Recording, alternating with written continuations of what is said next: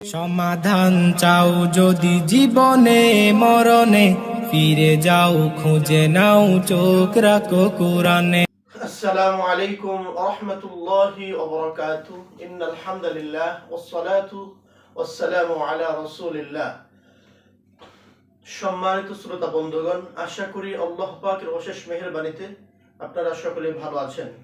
দূরে কিংবা কাছে, দেশে কিংবা প্রবাসে, যে যেখান থেকে এই মুহূর্তে আমার সাথে অংশগ্রহণ করেছেন, সকলকে জানাচ্ছি আন্তরিক মোবারকবাদ। প্রিয় ভিউয়ার্স, আজকে আমি আপনাদের সামনে একটি ভিডিও নিয়ে উপস্থিত হয়েছি।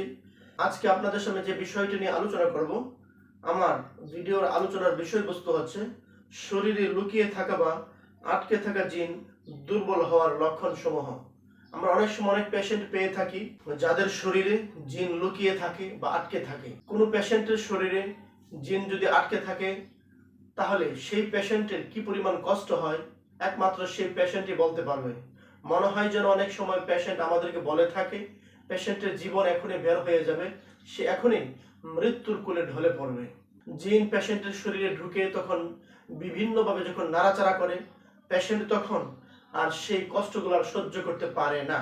তাই যখনই কোনো পেশেন্টের শরীরে জিন লুকিয়ে থাকবে বা আটকে থাকবে, বেশি দিন কোনো জিনকে যে কোনো পেশেন্টের শরীরে রাখা যাবে না। খুব দ্রুত সময়ের মধ্যে জিনকে পেশেন্টের শরীর থেকে বের করে দিতে হবে।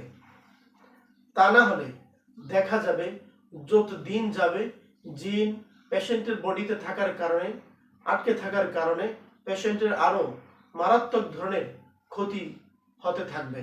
তো আজকে আমি আপনাদের সামনে উপস্থিত হয়েছি, পেশেন্টের শরীরে যদি জিন আটকে থাকে, এই আটকে থাকা রোগীর যখন আমরা চিকিৎসা করব, চিকিৎসা যখন চলমান থাকবে, চলমান অবস্থায় আমরা কিভাবে বুঝবো পেশেন্টের শরীরে যে জিনটি লুকিয়ে আছে বা আটকে আছে, এই জিনটি দুর্বল হচ্ছে।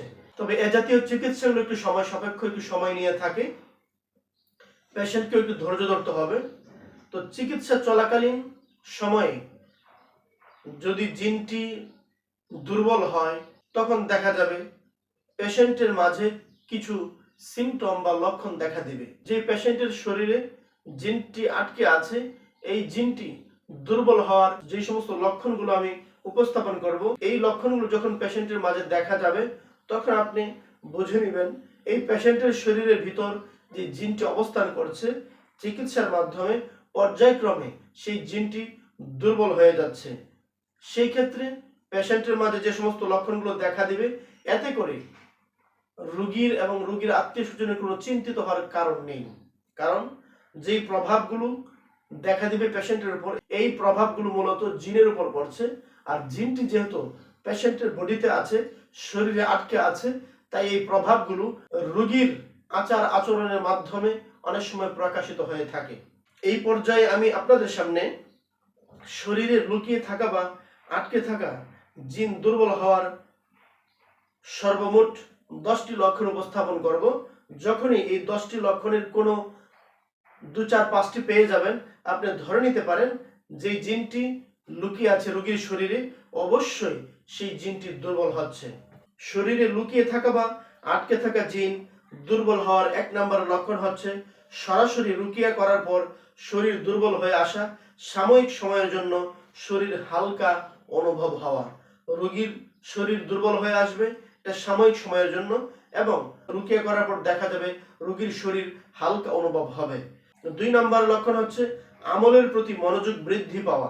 চিকিৎসা করার আগে দেখা গিয়েছে রোগীর আমলের মাঝে ত্রুটি ছিল, রোগী আমল করতে চাইলেও অনেক সময় আমল করতে পারেনি। কিন্তু যখনই দেখা যাবে চিকিৎসা শুরু হয়েছে, চিকিৎসা শুরু হওয়ার পর যদি রোগীর মাঝে এমনটি লক্ষ্য করা যায় তার আমলের প্রতি মনোযোগ বৃদ্ধি পেয়েছে, তাহলে আপনি ধরে নিতে পারেন শরীরে যেই জিনটি আটকে আছে বা লুকিয়ে আছে, এই জিনটি দুর্বল হচ্ছে। 3 নম্বর লক্ষণ হচ্ছে ইবাদতে প্রফুল্লতা অনুভব করা। যে সমস্ত মানুষগুলো জিনে আক্রান্ত থাকে এবং যাদের শরীরে জিন আটকে থাকে, দেখা যায়, আমরা দেখেছি ওই সমস্ত মানুষগুলো স্বাচ্ছন্দ্যে ইবাদত বন্দেগী করতে পারে না। ইবাদত বন্দেগীর প্রতি তাদের একটা অনীহা কাজ করে থাকে। কিন্তু যখনই দেখা যাবে রোগীর মাঝে ইবাদত করতে গিয়ে প্রফুল্লতা সে অনুভব করে থাকে, তখন বুঝতে হবে যে জিনটি আটকে আছে পেশেন্টের শরীরে, সেই জিনটি অবশ্যই দুর্বল হয়ে যাচ্ছে। 4 নম্বর লক্ষণ হচ্ছে অন্তরে বাধা অনুভব না করা। শরীরে লুকিয়ে থাকা বা আটকে থাকা জিন দুর্বল হওয়ার অন্যতম আরেকটি লক্ষণ হচ্ছে পেশেন্ট যখনই কোনো ভালো কাজ করতে গিয়েছে, ইতিপূর্বে দেখা গিয়েছে কাজ করতে গিয়ে তার অন্তরে মনের ভিতরে বাধা সে অনুভব করেছে, সে কখনোই সেই কাজটি ভালোভাবে করতে পারেনি। কোরআন তেলাওয়াত করতে চেয়েছে, কোরআন তেলাওয়াত করতে পারেনি। নামাজ পড়তে চেয়েছে, নামাজ পড়তে সে পারেনি, বাধা সৃষ্টি হয়েছে। এরকম বিভিন্ন সমস্যা এসে তাকে প্রতিবন্ধকতা সৃষ্টি করেছে। কিন্তু যখনই দেখা যাবে রুকিয়া করার পর অন্তরে যদি পেশেন্ট বাধা আর অনুভব না করে, তখন বুঝতে হবে শরীরে আটকে থাকা বা লুকিয়ে থাকা জিনটি দুর্বল হয়ে যাচ্ছে। 5 নম্বর লক্ষণ হচ্ছে ঘুম ভালো হওয়া। অনেক ক্ষেত্রে দেখা যায় অনেক পেশেন্টের শরীরে যখন জিন আটকে থাকে বা লুকিয়ে থাকে, সেই কারণে পেশেন্ট ঠিকমতো ঘুমাতে পারে না, ঠিকমতো খেতে পারে না, চলাফেরা সুন্দরভাবে করতে পারে না, সবকিছুতে তার একটা অস্থিরতা বিরাজ করে থাকে। কিন্তু দেখা যায় চিকিৎসা চলাকালীন সময় যখন তার শরীরে যে জিনটি আটকে আছে এটি যখন দুর্বল হয়ে যাবে, দুর্বল হওয়ার সাথে সাথে পেশেন্টের ঘুমের মাত্রা বেড়ে যাবে। আর এই লক্ষণটি হচ্ছে অবশ্যই যে জিনটি আছে সেই জিনটি দুর্বল হয়ে যাচ্ছে। 6 নম্বর লক্ষণ হচ্ছে গুনাহের থেকে মন উঠে আসা। 7 নম্বর লক্ষণ হচ্ছে কোরআন তেলাওয়াত করা ও শোনার পর আনন্দ অনুভব করা এবং ইফেক্ট কমে আসা। 8 নম্বর লক্ষণ হচ্ছে প্রতিটি কর্মের উপর জিন শয়তানের নিয়ন্ত্রণ কমে আসা। যখন কোনো জিন কোনো শরীরে আটকে থাকে তখন দেখা যায় এই ব্যক্তিকে জিন শয়তান তার নিজস্ব কন্ট্রোলে চালনা করে থাকে, যার কারণে ব্যক্তির নিজস্ব কোনো ক্ষমতা থাকে না।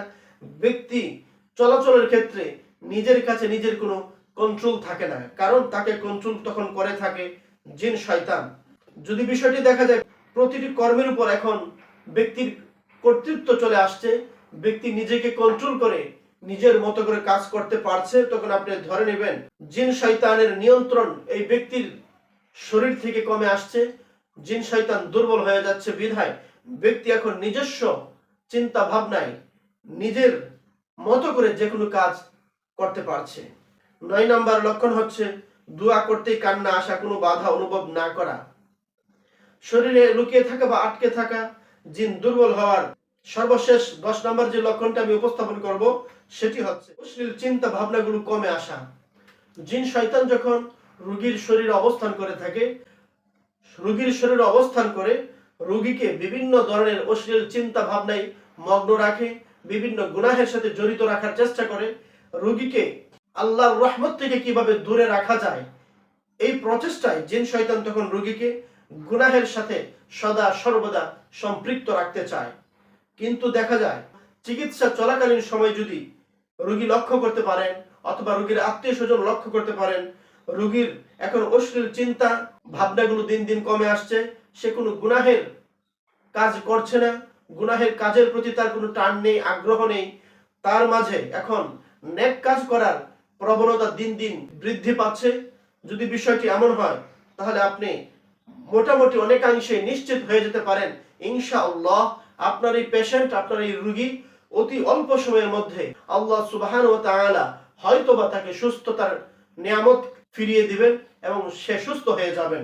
তো লক্ষণগুলো চিকিৎসার পর যদি কোনো রোগীর মাঝে প্রকাশিত হয় তাহলে রোগীর দায়িত্ব হচ্ছে আমলগুলো আরো জোরদার করে আঁকড়ে ধরা, আমলের প্রতি আরো দায়িত্বশীল হওয়া, দিন দিন আমলের মাত্রা আরো বাড়িয়ে দেওয়া।